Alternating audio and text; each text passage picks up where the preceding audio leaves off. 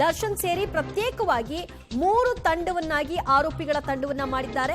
Plan ಮಾಡಿಕೊಂಡು ಉತ್ತರ ಕೊಡ್ತಾರೆ ಅಂತ ಈ ರೀತಿಯಾಗಿ 3 ಪ್ರತ್ಯೇಕ ಟೀಮ್ ಅನ್ನ ಮಾಡಿದ್ದಾರೆ.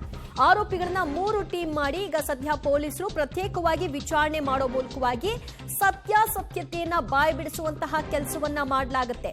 ಎಲ್ಲರನ್ನೂ ಕೂಡ ಒಮ್ಮೆಲೆಗೆ ಒಟ್ಟಿಗೆ ವಿಚಾರಣೆ ನಡೆಸಿದಾಗ ಒಬ್ಬರ ಒಂದು ಹೇಳಿಕೆಯನ್ನ ಆಲಿಸಿ ಮತ್ತೊಬ್ಬರು ಇನ್ನೊಂದು ರೀತಿಯಾದಂತಹ ಸ್ಟೇಟ್ಮೆಂಟ್ ಅನ್ನ ಕೊಡಬಹುದಾದ ಸಾಧ್ಯತೆ ಇದೆ. ಹಾಗಾಗಿ 3 ಟೀಮ್ಗಳನ್ನಾಗಿ ಮಾಡಿ ಆ 3 ಟೀಮ್ನಿಂದಲೂ ಕೂಡ ಪ್ರತ್ಯೇಕ ತನಿಖಾ ತಂಡ ವಿಚಾರಣೆಯನ್ನು ನಡೆಸಿ ಸತ್ಯವನ್ನ ಬಾಯಿ ಬಿಡಿಸುವಂತಹ ಕೆಲಸವನ್ನ ಮಾಡುತ್ತೆ ಅಂತ ಈಗ ತಿಳಿದು ಬರ್ತಾ ಇದೆ. ಮತ್ತಷ್ಟು ಮಾಹಿತಿ ಕೊಡ್ತಾರೆ ನಮ್ಮ ಪ್ರತಿನಿಧಿ ನರಸಿಂಹಮೂರ್ತಿ.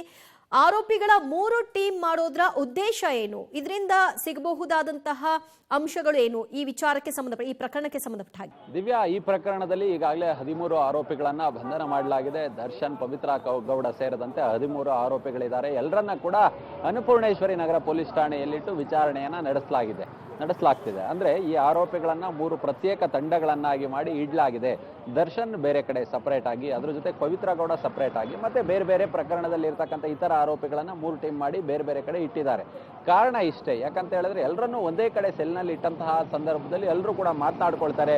ಏನು ಹೇಳಬೇಕು, ಪೊಲೀಸರ ಪ್ರಶ್ನೆಗಳಿಗೆ ಉತ್ತರವನ್ನ ಹೇಗೆ ಕೊಡಬೇಕು, ಸ್ಟೇಟ್ಮೆಂಟ್ ಹೇಗೆ ಕೊಡಬೇಕು ಅನ್ನೋ ನಿಟ್ಟಿನಲ್ಲಿ ಮಾತನಾಡಿಕೊಂಡು ಒಂದೇ ರೀತಿಯಾದ ಉತ್ತರವನ್ನ ಕೊಡ್ತಾರೆ ಅನ್ನೋ ನಿಟ್ಟಿನಲ್ಲಿ ಬೇರೆ ಬೇರೆ ಕಡೆ ಇಡುವ ಪ್ರಯತ್ನವನ್ನ ಮಾಡಿದ್ದಾರೆ. ಅಂದ್ರೆ ಈ ಒಂದು ಪ್ರಕರಣದಲ್ಲಿ ಯಾರ್ಯಾರು ಯಾವ್ಯಾವುದರಲ್ಲಿ ಭಾಗಿಯಾಗಿದ್ದಾರೆ ಅನ್ನೋದರ ಆಧಾರದ ಮೇಲೆ ಬೇರೆ ಬೇರೆ ಕಡೆ ಇಡುವ ಕೆಲಸವನ್ನ ಮಾಡಲಾಗಿದೆ.